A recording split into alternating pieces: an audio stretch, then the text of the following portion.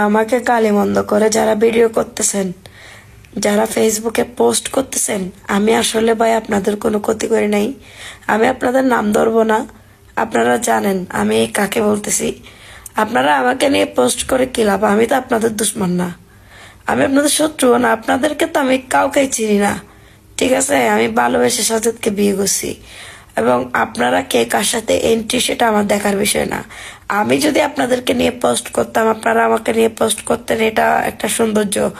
এখন আপনারা, আমি চাকরি করছি বিদেশে, অবশ্যই আমি চাকরি করছি ভাই, আমার স্বামীর জন্য যদি আমার ভিক্ষা করতে হয় আমি তাও করব, কিন্তু আপনারা এগুলা নিয়ে কথা বলতে পারেন না। আপনারা যারা আমাকে নিয়ে মিথ্যা অপপ্রচার, মিথ্যা লাইভ করতেছেন, স্ট্যাটাস দিচ্ছেন, আমি সবকিছুর ভিডিও রেকর্ড করে আমি সাইবার ক্রাইমের মামলা করছি আপনাদের বিরুদ্ধে। ইনশাল্লাহ সবকিছুই একদিন সমাধান হবে।